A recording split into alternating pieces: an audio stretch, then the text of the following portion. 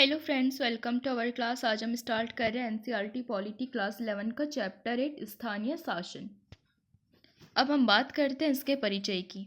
केंद्रीय और प्रादेशिक स्तर पर निर्वाचित सरकार की मौजूदगी ही किसी लोकतंत्र के लिए काफ़ी नहीं, लोकतंत्र के लिए ये भी जरूरी है कि स्थानीय स्तर पर स्थानीय मामलों की देखभाल करने वाली एक निश्चित सरकार हो। इस अध्याय में हम अपने देश में मौजूद स्थानीय सरकार की बनावट का अध्ययन करेंगे। अगर आपको पता होगा, हमारे संविधान के अनुसूची 11 और 12 स्थानीय स्वशासन से संबंधित है, और इसके अलावा जो हमारे संविधान में भाग 9 और 9 को है वो भी स्थानीय स्वशासन से संबंधित है। यह अध्याय पढ़ने के बाद हम जानेंगे कि स्थानीय शासकीय निकायों का महत्व क्या है, संविधान का 73वां और 74वां संविधान संशोधन के अंतर्गत क्या क्या प्रावधान किए गए, और स्थानीय शासकीय निकायों के काम और जिम्मेदारियां कौन कौन सी हैं। अब हम बात करते हैं स्थानीय सरकार क्यों ज़रूरत है हमें इसकी। मध्य प्रदेश का एक जिला है सीहोर। गीता राठौड़ इसी जिले के जमनिया तालाब के ग्राम पंचायत की रहने वाली है। एक आरक्षित सीट के ने सन 1995 में गीता सरपंच निर्वाचित हुई, लेकिन सन 2000 में गांव वालों ने अच्छे कामों का इनाम देते हुए गीता को दोबारा चुना। इस बार गीता एक सामान्य सीट से चुनी गई। गीता गृहिणी हुआ करती थी, लेकिन वो राजनीतिक रूप से एक दूरदर्शी नेता बनकर उभरी। उन्होंने अपनी पंचायत की जनशक्ति का इस्तेमाल तालाब को पक्का बनवाने, स्कूल की इमारत और गांव में सड़क बनवाने में किया। गीता ने अपनी पंचायत की सामूहिक शक्ति का इस्तेमाल महिलाओं पर होने वाली घरेलू हिंसा और अत्याचार से लड़ने, पर्यावरण के प्रति जागरूकता पैदा करने और अपने गांव में वन तथा जल प्रबंधन को बढ़ावा देने में किया। सफल महिला की एक ऐसी ही कथा और है। यह महिला तमिलनाडु के एक गांव वेंगेवसल की सरपंच थी। सन 1997 में तमिलनाडु की सरकार ने 71 सरकारी कर्मचारियों को 2-2 हेक्टेयर जमीन आवंटित की थी। वो जमीन वेंगेवसल ग्राम पंचायत के दायरे में थी। उच्चतर अधिकारियों के निर्देश पर कांचीपुरम जिले के कलेक्टर ने वेंगेवसल ग्राम पंचायत के सरपंच को आदेश दिया कि आवंटित जमीन के संबंध में जो भी फैसला लिया जा चुका है उसे मानते हुए ग्राम पंचायत से इस आशय का प्रस्ताव पारित कराएं।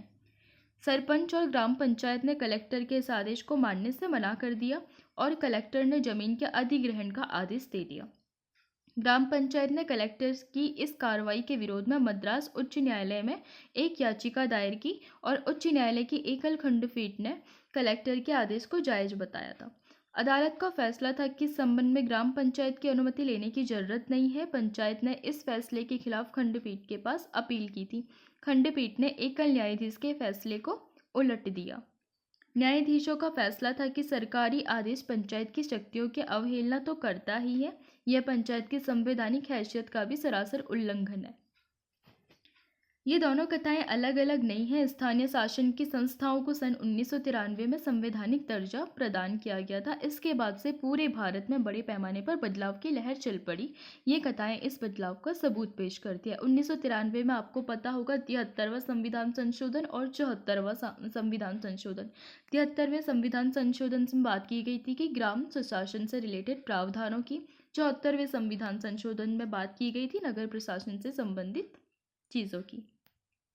गांव और जिला स्तर के शासन को स्थानीय शासन कहते हैं, यानी कि स्थानीय तौर पर प्रशासन चलाना। स्थानीय शासन आम आदमी के सबसे नज़दीक का शासन है। स्थानीय शासन का विषय है आम नागरिक की समस्याएं और उसकी रोजमर्रा की जिंदगी।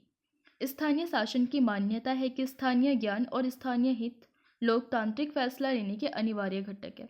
कारगर और जनहितकारी प्रशासन के लिए जरूरी भी है। अब नॉर्मल सी चीज़ है, अगर आपको किसी गांव की सड़क को ठीक कराना है तो उसमें आप सीधे राज्य सरकार या फिर केंद्र सरकार को इन्वॉल्व करोगे तो उसमें टाइम भी लगेगा और वो उस हिसाब से हो भी नहीं पाएगा जिस हिसाब से उसे होना चाहिए था, क्योंकि कहीं ना कहीं इतने बड़े क्षेत्र को संभाल पाना किसी भी सरकार के लिए थोड़ा सा इम्पॉसिबल। इसीलिए शक्ति का जो विकेंद्रीकरण है स्थानीय स्वशासन के माध्यम से भी देखा जाता है। कारगर और जनहितकारी प्रशासन के लिए जरूरी भी है। स्थानीय शासन का फायदा ये होता है कि लोगों के सबसे नज़दीक होता है और इस कारण उनकी समस्याओं का समाधान बहुत तेज़ी से और कम खर्चे में हो जाता है। जैसे रोड बनानी है या फिर पर्यावरण से संबंधित मुद्दों को सुलझाना है। जैसे गीता राठौर वाले मामले में हमने देखा कि उन्होंने ग्राम पंचायत के सरपंच के रूप में सक्रिय भूमिका निभाते हुए जमनिया तालाब पंचायत में बड़ा बदलाव कर दिखाया था। वेंगेवसल गांव की जमीन पर उस गांव का ही हक रहा। अपनी जमीन के साथ क्या करना है ये फैसला करने का अधिकार भी गांव के हाथ में रहा। ऐसा ग्राम पंचायत के सरपंच और पंचायत के सदस्यों के जुझारू प्रयासों के कारण संभव हो पाया। इस तरह स्थानीय शासन लोगों के स्थानीय हितों की रक्षा में अत्यंत कारगर साबित हो सकता है। लोकतंत्र का मतलब होता है सार्थक भागीदारी। लोकतंत्र का रिश्ता जवाबदेही से भी है और जीवंत और मजबूत स्थानीय शासन सक्रिय भागीदारी और उद्देश्यपूर्ण जवाबदेही को सुनिश्चित भी करता है। गीता राठौड़ की कहानी प्रतिबद्धता के साथ लोकतंत्र में भागीदारी करने की घटनाओं में एक है और वेंगेवसल ग्राम पंचायत ने अपनी जमीन पर अपना हक बनाए रखने के लिए अथक प्रयास किया था।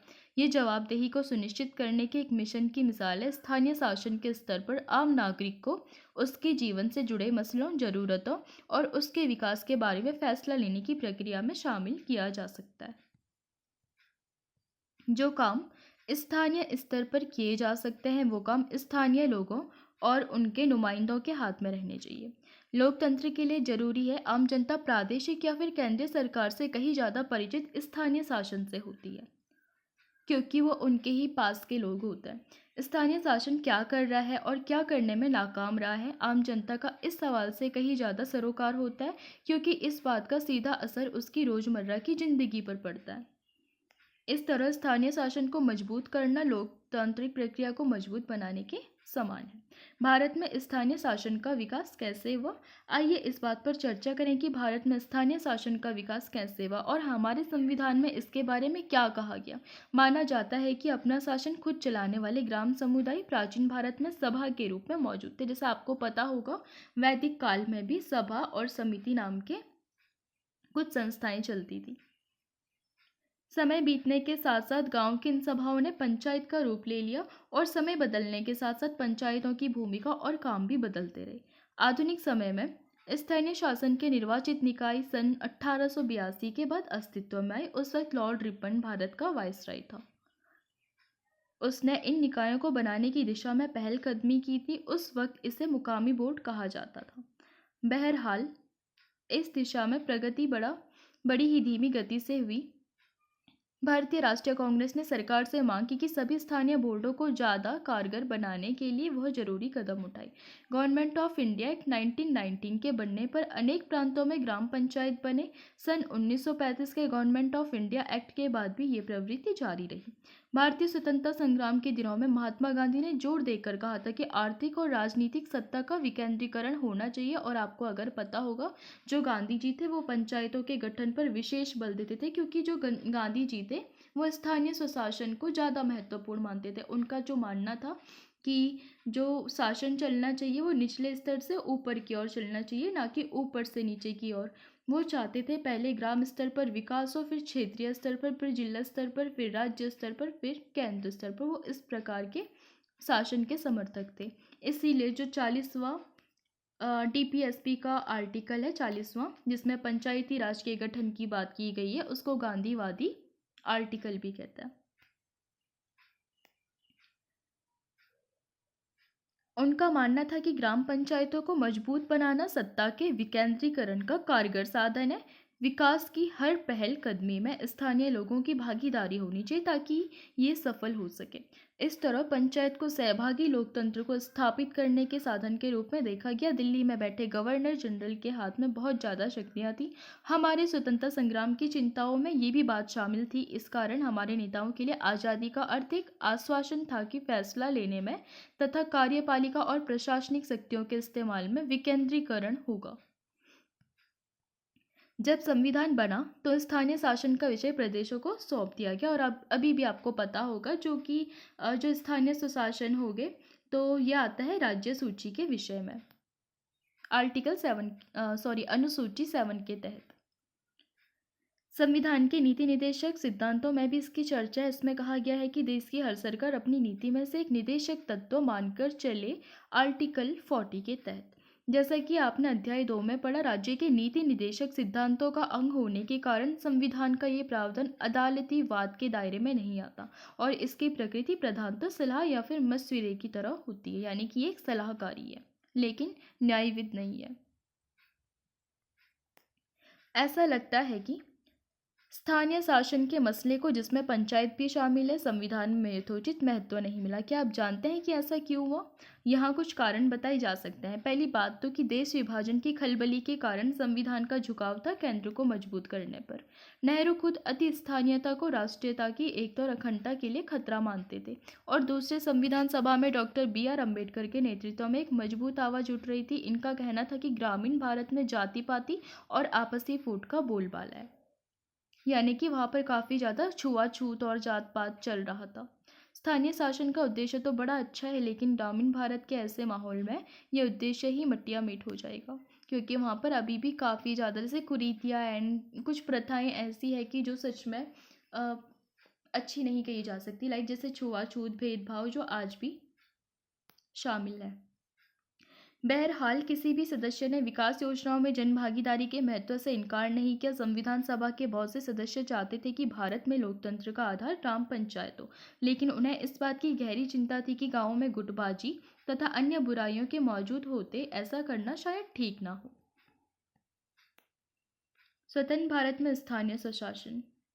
संविधान के 73वें और 74वें संविधान संशोधन के बाद स्थानीय शासन को मजबूत आधार मिला, लेकिन इससे पहले भी स्थानीय शासन के निकाय बनाने के लिए कुछ प्रयास हो चुके थे। इस सिलसिले में पहला नाम आता है 1992 के सामुदायिक विकास कार्यक्रम यानी कि कम्युनिटी डेवलपमेंट प्रोग्राम का। इस कार्यक्रम के पीछे सोच ये थी कि स्थानीय विकास की विभिन्न गतिविधियों में जनता की भागीदारी होनी चाहिए, और इसी पृष्ठभूमि में ग्रामीण इलाकों के लिए एक त्रिस्तरीय पंचायती राज व्यवस्था की सिफारिश की गई थी। कुछ प्रदेश मसलन गुजरात, महाराष्ट्र ने सन 1960 में निर्वाचन द्वारा बने स्थानीय निकायों की प्रणाली भी अपनाई थी, और 1960 में निर्वाचन द्वारा बने स्थानीय निकायों की प्रणाली अपनाई, लेकिन अनेक प्रदेशों में इन स्थानीय निकायों की शक्ति इतनी नहीं थी कि वे स्थानीय विकास की देखभाल भी कर सकें। ये निकाय वित्तीय मदद के लिए प्रदेश तथा केंद्र सरकार पर बहुत ज़्यादा निर्भर थे। कई प्रदेशों ने तो ये तक भी नहीं माना कि निर्वाचन द्वारा स्थानीय निकाय स्थापित करने की जरूरत भी है। ऐसे बहुत से उदाहरण हैं जहां स्थानीय निकायों को भंग करके स्थानीय शासन का जिम्मा सरकारी अधिकारी को सौंप दिया गया। कई प्रदेशों में अधिकांश स्थानीय निकायों के चुनाव अप्रत्यक्ष रीति से भी हुए थे। अनेक प्रदेशों में स्थानीय निकायों के चुनाव समय समय पर स्थगित भी होते रहे। सन 1987 के बाद स्थानीय शासन की संस्थाओं के गहन पुनरावलोकन की शुरुआत हुई। सन 1989 में PK थुंगन समिति ने स्थानीय शासन के निकायों को संवैधानिक दर्जा प्रदान करने की सिफारिश की थी।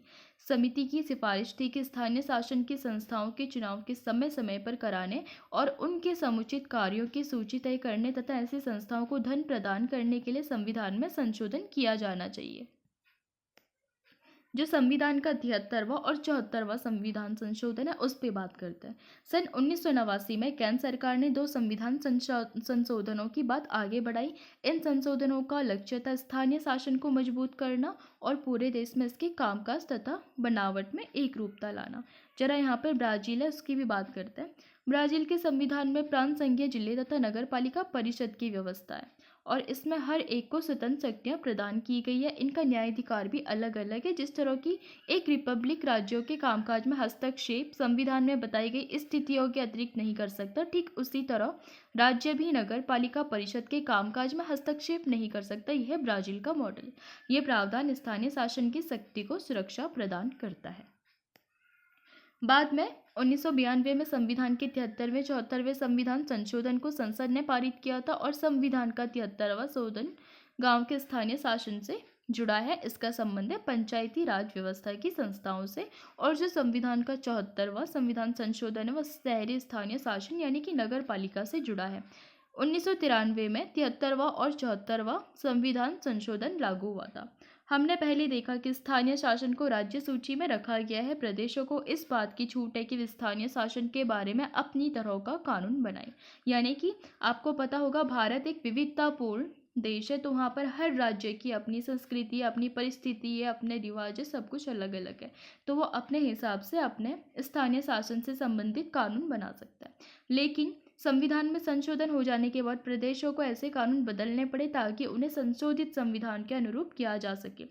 प्रदेशों को इन संशोधनों के आलोक में स्थानीय शासन के अपने अपने कानूनों में जरूरी बदलाव करने के लिए 1 वर्ष का समय दिया गया। जैसे आपको पता होगा असम का जो स्थानीय शासन है वो थोड़ा अन्य राज्यों के हिसाब से थोड़ा सा अलग आता है।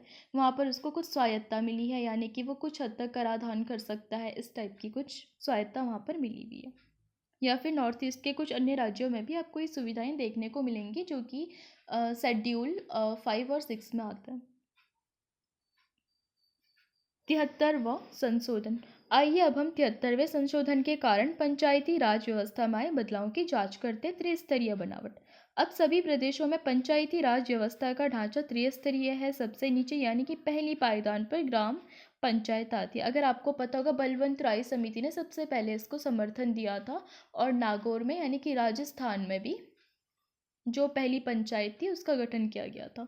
ग्राम पंचायत के दायरे में एक या एक से ज़्यादा गांव होते हैं। मध्यवर्ती स्तर यानी बीच का पायदान मॉडल का होता है, जिसे कहते हैं खंड या फिर ब्लॉक या फिर तालुका। इस पायदान पर कायम स्थानीय शासन के निकाय को मंडल या तालुका पंचायत भी कहा जाता है। जो प्रदेश आकार में छोटे होते हैं वहाँ मंडल या तालुका पंचायत यानी मध्यवर्ती स्तर की बनाने की जरूरत ही नहीं होती है। सबसे ऊपर पायदान पर होता है जिला पंचायत, और इसके दायरे में जिले का पूरा ग्रामीण इलाका आता है। संविधान के 73वें संविधान संशोधन इस बात का भी प्रावधान करता है कि ग्राम सभा अनिवार्य रूप से बनाई जानी चाहिए, और पंचायती हलके में मतदाता के रूप में दर्ज हर वयस्क व्यक्ति ग्राम सभा का सदस्य होता है, यानी कि 18 साल से ऊपर का। ग्राम सभा की भूमिका और काम का फैसला प्रदेश के कानूनों से होता है। जैसे मैंने अभी बताया कि हर राज्य की अलग अलग सिचुएशन एंड कंडीशन हो सकती है, तो इसीलिए राज्यों को अपने स्थानीय सुशासन को चलाने के लिए फुल आज़ादी मिली है, वो कोई सा भी कानून बना सकती है। अब हम बात करते हैं चुनाव की। पंचायती राज संस्थाओं के तीनों स्तर के चुनाव सीधे जनता करती है। हर पंचायती निकाय की अवधि 5 साल की होती है, और यदि प्रदेश सरकार की सरकार 5 साल पूरे होने से पहले पंचायत को भंग करती है तो इसके 6 माह के अंदर नए चुनाव हो जाने चाहिए। निर्वाचित स्थानीय निकायों के अस्तित्व को सुनिश्चित रखने वाला यह महत्वपूर्ण प्रावधान है। संविधान के 73वें संविधान संशोधन से पहले कई प्रदेशों में जिला पंचायती निकायों के चुनाव अप्रत्यक्ष रीति से होते थे, और पंचायती संस्थाओं को भंग करने के बाद तत्काल चुनाव कराने के संबंध में कोई प्रावधान भी नहीं था। अब पंचायतों में कुछ आरक्षण भी है, जैसे कि सभी पंचायती संस्थाओं में 1/3 सीट महिलाओं के लिए आरक्षित है।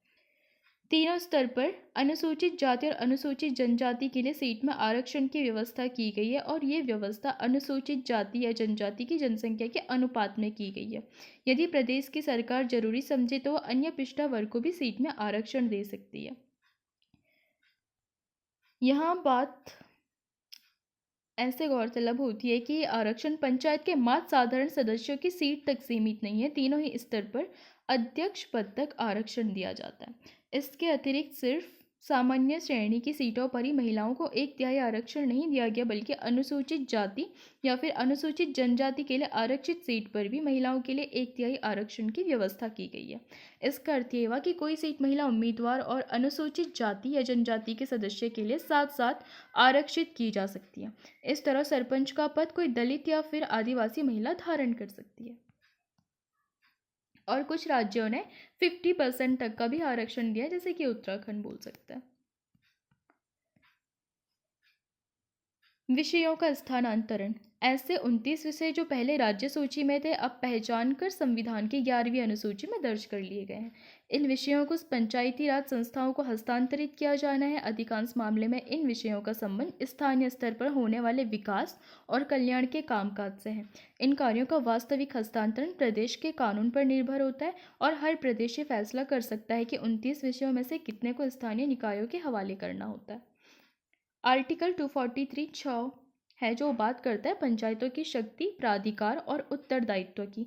किसी प्रदेश की विधायिका कानून बनाकर 11वीं अनुसूची में दर्ज मामलों में पंचायतों को ऐसी शक्ति और प्राधिकार प्रदान कर सकती है। 11वीं अनुसूची में कुछ विषय हैं जो कि यहाँ पर मेंशन किए गए, चलिए उनको भी देख लेते हैं। कृषि, लघु सिंचाई, जल प्रबंधन, जल संचय का विकास, लघु उद्योग, इसमें खाद्य प्रसंस्करण के उद्योग शामिल हैं, और ग्रामीण आवास हो गया, पेयजल हो गया, सड़क या फिर पुलिया हो गया, ग्रामीण विद्युतीकरण हो गया, गरीबी उन्मूलन कार्यक्रम जैसे कि आप देखते होंगे मनरेगा, जो कि 100 दिन के काम की गारंटी देता है। इसके अलावा शिक्षा, प्राथमिक और माध्यमिक स्तर की शिक्षा शामिल है, जैसे कि आप स्कूल गाँवों में प्राइमरी स्कूल वगैरह देख लेते होंगे। तकनीकी प्रशिक्षण और व्यावसायिक शिक्षा, कई प्रकार के ऐसे ट्रेनिंग एंड ऐसे कोर्स चलते रहते हैं जहाँ पर सिलाई कढ़ाई और कुछ ऐसे लघु कुटीर उद्योगों को भी इसमें शामिल किया जाता है। वयस्क और अनौपचारिक शिक्षा, पुस्तकालय, सांस्कृतिक गतिविधि, बाजार और मेला, यानी कि जितने भी आपके क्षेत्र में या फिर शहर में या फिर गांव में मेला लगता है तो वह स्थानीय स्वशासन लगाता है। इसके अलावा स्वास्थ्य, मतलब इसका जो कर भी जाएगा ना वो स्थानीय स्वशासन पर जाता है। कहने का मतलब ये है। स्वास्थ्य और साफ सफाई, इसमें अस्पताल, प्राथमिक स्वास्थ्य केंद्र, डिस्पेंसरी शामिल है। परिवार नियोजन, महिला और बाल विकास, सामाजिक कल्याण, कमजोर तबके का कल्याण, खासकर अनुसूचित जाति और अनुसूचित जनजाति का, और सार्वजनिक वितरण प्रणाली इसमें शामिल है। भारत के अनेक प्रदेशों के आदिवासी जनसंख्या वाले क्षेत्रों में 73वें संविधान संशोधन के प्रावधानों से इन्हें दूर रखा गया। ये प्रावधान इन क्षेत्रों पर लागू नहीं होते थे। सन 1996 में एक अलग सा अधिनियम बना और पंचायती व्यवस्था के प्रावधानों के दायरे में इन क्षेत्रों को भी शामिल कर लिया गया था। अनेक आदिवासी समुदायों में जंगल और जल जोहर जैसे साझे संसाधनों की देखरेख के रीति रिवाज मौजूद है। इस कारण नए अधिनियम में आदिवासी समुदाय के इस अधिकार की रक्षा की गई है। वे अपने रीति रिवाज के अनुसार संसाधनों की देखभाल कर सकते हैं। इसको कहते हैं सामुदायिक कार्यक्रम के हिसाब से जो स्थानीय स्वशासन है उसको भी चलाना। ये सबसे बेस्ट एग्जाम्पल है, मतलब जंगलों की रक्षा भी करनी है और अपने रीति रिवाजों को भी बढ़ावा देना है। इसमें मतलब जो फॉरेस्ट डिपार्टमेंट है वो भी इनकी हेल्प करता है। मतलब उसमें ऐसी कुछ बातें मेंशन की गई थी उस एक्ट में। इस उद्देश्य से इस इलाके की ग्राम सभा को अपेक्षाकृत ज़्यादा अधिकार दिए गए हैं। निर्वाचित ग्राम पंचायत को कई महीनों में ग्राम सभा की अनुमति लेनी पड़ती है। इस अधिनियम के पीछे मूल विचार स्वशासन की स्थानीय परंपरा को बचाना और आधुनिक ढंग से निर्वाचित निकायों से ऐसे समुदायों को परिचित कराना है। विविधता और विकेंद्रीकरण की भावना से इस विचार की संगति बैठती है। अब बात करते हैं राज्य चुनाव आयुक्त की। आपको पता होगा जैसे केंद्र में चुनाव कौन कराता है? चुनाव आयुक्त। वैसे ही राज्य में एक राज्य चुनाव आयुक्त भी होता है जो कि मतलब स्थानीय स्वशासन के सारे चुनावों को करवाता है। प्रदेशों के लिए जरूरी है कि वे एक राज्य चुनाव आयुक्त नियुक्त करें। इस आयुक्त की जिम्मेदारी पंचायती राज व्यवस्थाओं के चुनाव कराने की होगी। पहले ये काम प्रदेश का प्रशासन करता था जो प्रदेश की सरकार के अधीन होता था। अब भारत के चुनाव आयुक्त के समान प्रदेश का चुनाव आयुक्त भी स्वायत्त है। बहरहाल प्रदेश का चुनाव आयुक्त एक स्वतंत्र अधिकारी है। उसका या उसके कार्यालय का संबंध भारत के चुनाव आयोग से नहीं होता। इसके अलावा राज्य वित्त आयोग, प्रदेश की जो सरकार है उसके लिए हर 5 साल में एक प्रादेशिक वित्त आयोग बनाना जरूरी है। यह आयोग प्रदेश में मौजूद स्थानीय शासन की संस्थाओं की आर्थिक स्थिति का जायजा लेगा। यह आयोग एक तरफ प्रदेश और स्थानीय शासन की व्यवस्थाओं के बीच तो दूसरी तरफ शहरी और ग्रामीण स्थानीय शासन की संस्थाओं के बीच राजस्व के बंटवारे का पुनरावलोकन करता है। इसके अलावा इस पहल के द्वारा सुनिश्चित किया गया कि जो ग्रामीण स्थानीय शासन है उसमें धन आवंटित करना राजनीतिक मसला न बन जाए। 74वां संविधान संशोधन। जैसा कि पहले भी लिखा जा चुका है कि संविधान के 74वें संविधान संशोधन का संबंध है शहरी स्थानीय शासन के निकाय यानी कि नगर पालिका से। शहरी इलाका किसे कहते हैं? मुंबई या कोलकाता जैसे बड़े महानगरों को पहचानना बहुत आसान है, लेकिन जो शहरी इलाके गांव और नगर के बीच में होते हैं उन्हें पहचान पाना इतना आसान नहीं होता। भारत की जनगणना में शहरी इलाकों की परिभाषा करते हुए जरूरी माना गया है कि ऐसे इलाके जहां पर कम से कम 5000 की जनसंख्या हो। इस इलाके के कामकाजी पुरुषों में कम से कम 75% खेतीबाड़ी के काम से अलग माने जाने वाले पेशे में हो और जनसंख्या का घनत्व कम से कम 400 व्यक्ति प्रति वर्ग किलोमीटर हो। और 2011 की जनगणना के अनुसार भारत की लगभग 31% जनसंख्या शहरी इलाके में रहती है। यह है शहर को डिक्लेयर करने का क्राइटेरिया। अनेक रूप में 74वें संविधान संशोधन में संविधान के 73वें संशोधन का दोहराव है, लेकिन ये संशोधन शहरी इलाकों से संबंधित है। 73वें संशोधन के सभी प्रावधान मसलन प्रत्यक्ष चुनाव, आरक्षण, विषयों का हस्तांतरण, प्रादेशिक चुनाव आयुक्त और प्रादेशिक वित्त आयुक्त 74वें संविधान संशोधन में शामिल है तथा नगर पालिकाओं पर लागू भी होता है। संशोधन के अंतर्गत इस बात को अनिवार्य बना दिया जाता है कि प्रदेश की सरकार कुछ एक निश्चित काम करने की जिम्मेदारी शहरी स्थानीय शासन की संस्थाओं पर छोड़ दे। ये काम होते हैं संविधान की 12वीं अनुसूची के तहत। 73वें और 74वें संविधान संशोधन का क्रियान्वयन। अब सभी प्रदेश ने 73वें संशोधन के प्रावधानों को लागू करने के लिए कानून बना दिए हैं। इन प्रावधानों को अस्तित्व में आए अब 10 वर्ष से भी ज़्यादा हो चुके हैं।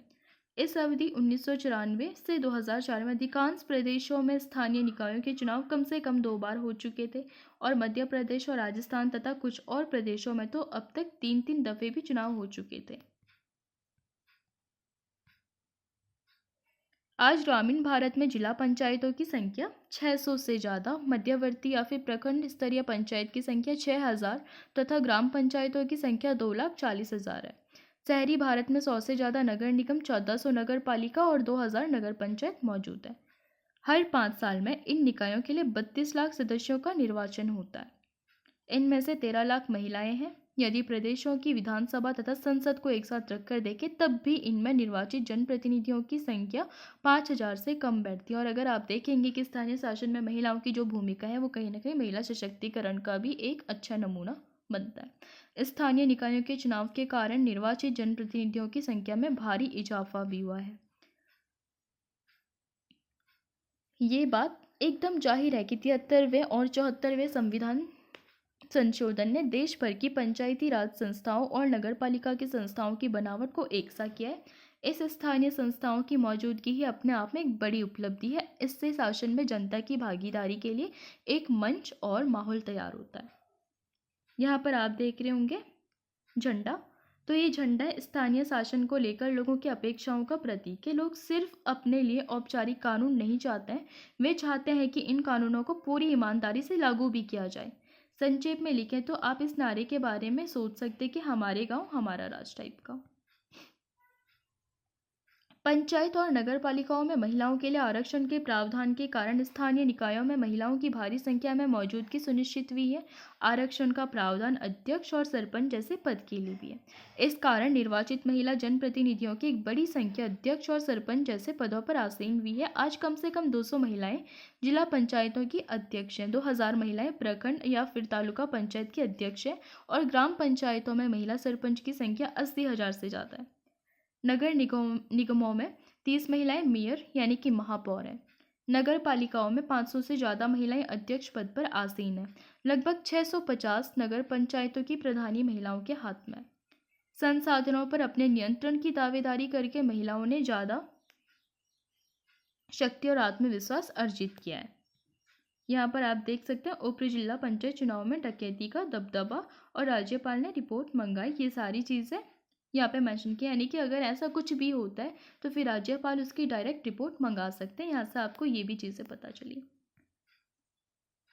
इन संस्थाओं में महिलाओं की मौजूदगी के कारण बहुत सी स्त्रियों की राजनीति के काम धंधे की समझ पैनी हुई। अनेक मामलों में पाया गया कि स्थानीय निकायों के विचार विमर्श में महिलाओं की मौजूदगी उसमें नया परिप्रेक्ष्य जोड़ती है और चर्चा ज़्यादा संवेदनशील होती है। अनेक मामलों में देखा गया कि महिलाएं अपनी मौजूदगी दर्ज कराने में असफल रही या फिर महिला को पद पर आसीन कराकर परिवार के पुरुष उसके बहाने फैसले लेता रहता है। क्योंकि आपको पता होगा भारत में अभी भी पितृसत्ता वाली मानसिकता है, तो कहीं ना कहीं अगर महिला प्रधान बन भी गई तो जो घर परिवार का जो पुरुष है वो कहीं ना कहीं पुरुष प्रधान वाली जो हरकत है वो करता रहता है।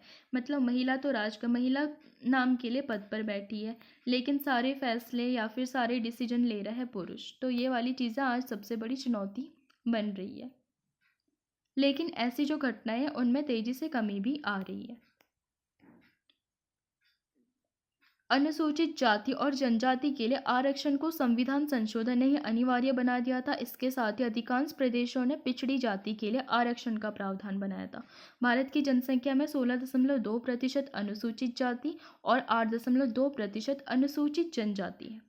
स्थानीय शासन के शहरी और ग्रामीण संस्थाओं के निर्वाचित सदस्यों में इन समुदायों के सदस्यों की संख्या लगभग 6.6 लाख है। इससे स्थानीय निकायों की सामाजिक बनावट में भी भारी बदलाव आए हैं। ये निकाय जिस सामाजिक सच्चाई के बीच काम कर रहे हैं अब उस सच्चाई की नुमाइंदगी इन निकायों के जरिए ज़्यादा होती है। कभी कभी इससे तनाव भी पैदा हो जाता है। जो तबका सामाजिक रूप से प्रभावशाली होने के कारण गांव पर अपना नियंत्रण रखता था वो अपने इस दबदबे को छोड़ना नहीं चाहता। मतलब अगर कोई एससी के लिए या फिर एसटी के लिए बनाना चाहे तो गांव के जो मतलब वर्चस्ववादी समुदाय हैं तो वो कहीं ना कहीं इस चीज़ का विरोध करने लग जाता है। इससे सत्ता के लिए संघर्ष तेज हो गया है, लेकिन तनाव और संघर्ष हमेशा बुरे नहीं होते। जब भी लोकतंत्र को ज़्यादा सार्थक बनाने और ताकत से वंचित लोगों को ताकत देने की कोशिश होगी तो समाज में संघर्ष और तनाव होता ही है। संविधान के संशोधन के 29 विषय जिनको स्थानीय शासन के हवाले किया है, ये सारे विषय स्थानीय विकास तथा कल्याण की जरूरतों से संबंधित हैं। स्थानीय शासन के कामकाज के पिछले दशकों के अनुभव बताते हैं कि भारत में इसे अपना कामकाज स्वतंत्रतापूर्वक करने की छूट बहुत कम है। अनेक प्रदेशों ने अधिकांश विषय स्थानीय निकायों को नहीं सौंपे थे। इसका मतलब है कि स्थानीय निकाय कारगर ढंग से काम नहीं कर सकते। इस तरह इतने सारे जनप्रतिनिधियों को निर्वाचित करने का पूरा काम बस प्रतीकात्मक बनकर ही रह गया है। क्योंकि आप देखते होंगे वर्तमान समय में स्थानीय स्वशासन में भी धांधली एंड भ्रष्टाचार काफ़ी हद तक आ गया है। तो कहीं ना कहीं जो रुपया विकासात्मक काम के लिए होता था, आज लोग उसका अपना पेट भरने के लिए भी यूज कर रहे हैं। तो कहीं ना कहीं ये चीज़ें गलत है। कुछ लोग स्थानीय निकायों के निर्माण की यह कहकर आलोचना की जाती है कि इससे प्रादेशिक और केंद्रीय स्तर पर जिस तरह से फैसले लिए जाते हैं उसमें कोई बदलाव नहीं आता। स्थानीय स्तर की जनता के पास लोक कल्याण के कार्यक्रमों या फिर संसाधनों के आवंटन के बारे में विकल्प चुनने की ज़्यादा शक्ति भी नहीं होती। और कहीं ना कहीं उनके पास जैसे जो धन का वितरण होता है वो ठीक तरीके से पहुंच नहीं पाता, या फिर वो जो धन है उसे गलत तरीके से यूज किया जाता है। लोकतांत्रिक विकेंद्रीकरण के सफल उदाहरण के रूप में अक्सर लातिनी अमेरिका के देश बोलीविया का नाम लिया जाता है। सन 1994 में पॉपुलर पार्टिसिपेशन लॉ यानी कि जन भागीदारी कानून के तहत विकेंद्रीकरण करके सत्ता स्थानीय स्तर को सौंपी गई। इसके फलस्वरूप महापौर का लोकतांत्रिक चुनाव संभव हुआ और देश को नगर पालिकाओं में विभाजित किया गया और एक ऐसी प्रणाली अपनाई गई कि नगर पालिका को धन स्वतः ही हस्तांतरित हो जाए। जैसे कि आप आजकल देख भी रहे होंगे, डीबीटी के तहत भारत में भी प्रयास किए जा रहे हैं। बोलीविया में 314 नगरपालिकाएं हैं। नगरपालिकाओं की अगुवाई जनता द्वारा निर्वाचित महापौर करते हैं। इन्हें प्रेसिडेंट म्यूनिसिपल भी कहा जाता है। महापौर के साथ एक नगरपालिका परिषद कैबिडो होती है। स्थानीय स्तर के देशव्यापी चुनाव हर 5 साल में होता है। बोलीविया की स्थानीय सरकार को स्थानीय स्तर पर स्वास्थ्य और शिक्षा सुविधा बहाल करने तथा आधारभूत ढांचे के रखरखाव की जिम्मेदारी सौंपी गई। बोलीविया में देशव्यापी राजस्व उगाही का 20% नगर पालिकाओं को प्रति व्यक्ति के हिसाब से दिया जाता है। नगर पालिका को मोटर वाहन, शहरी संपदा तथा बड़ी कृषि संपदा पर कर लगाने का अधिकार भी है और इन नगर पालिकाओं के बजट का अधिकांश हिस्सा वित्तीय हस्तांतरित प्रणाली के जरिए प्राप्त होता है। स्थानीय निकायों के पास अपना कह सकने लायक धन बहुत कम होता है। स्थानीय निकाय प्रदेश और केंद्र सरकार की वित्तीय मदद के लिए निर्भर होते हैं, जो कि कहीं ना कहीं विकासात्मक कार्य के लिए भी एक प्रमुख बाधा के रूप में देखने को मिलती है। इससे कारगर ढंग से काम कर सकने की उनकी क्षमता का बहुत ज़्यादा क्षरण हुआ है। शहरी स्थानीय निकायों का कुल राजस्व उगाही में 0.24% का ही योगदान है, जबकि सरकारी खर्चे का 4% इन निकायों द्वारा व्यय होता है। इस तरह स्थानीय निकाय कमाते कम और खर्च ज़्यादा करते हैं। इसी कारण ये निकाय अनुदान देने वाले पर निर्भर भी होता है। अब हम चैप्टर के कंक्लूजन पे बात करेंगे। इस अनुभव से यही संकेत मिलता है कि स्थानीय शासन के निकाय एक एजेंसी की भूमिका निभाते हुए केंद्र और राज्य सरकार के विकास कार्यक्रमों को लागू करना जारी रखेंगे। जैसे अगर ग्रामीण स्तर पर या फिर शहरी स्तर पर यानी नगर के स्तर पर हमें कोई स्वास्थ्य संबंधी योजना लागू करवानी है या फिर कुछ इस टाइप की जैसे शिक्षा से संबंधित कोई प्रयास करने हैं, तो स्थानीय स्वशासन की एक महत्वपूर्ण भागीदारी उसमें हम देख सकते हैं। स्थानीय शासन को ज़्यादा शक्ति देने का मतलब है कि हम सत्ता के वास्तविक विकेंद्रीकरण के लिए तैयार हैं। आखिरकार लोकतंत्र का मतलब होता है सत्ता की भागीदार जनता होगी। गांव और शहर के लोगों को ये फैसला लेने का अधिकार होना चाहिए कि किस नीति और कार्यक्रम को उन्हें अपनाना है और किसे नहीं। स्थानीय शासन के संबंध में जो कानून बने हैं वे लोकतंत्रीकरण की दिशा में महत्वपूर्ण कदम माने जाएंगे, लेकिन लोकतंत्र की असली परीक्षा कानूनी प्रावधानों में नहीं बल्कि इन प्रावधानों को अमली जामा पहनाने में। नॉर्मल सी चीज़ है, कानून और राइट्स तो बहुत सारे मिल गए, लेकिन उन्हें किस तरीके से लागू किया जा रहा है, किस हद तक वे लागू हो रहे हैं और लोगों को उससे क्या फ़ायदा मिल रहा है, ये चीज़ ज़्यादा इम्पोर्टेंट है। अब आपके लिए कुछ क्वेश्चंस, अगर आप चैप्टर को समझ गए होंगे। मान लीजिए कि आपको किसी प्रदेश की तरफ से स्थानीय शासन की कोई योजना बनाने की जिम्मेदारी सौंपी गई और ग्राम पंचायत स्वशासन की इकाई के रूप में काम करे।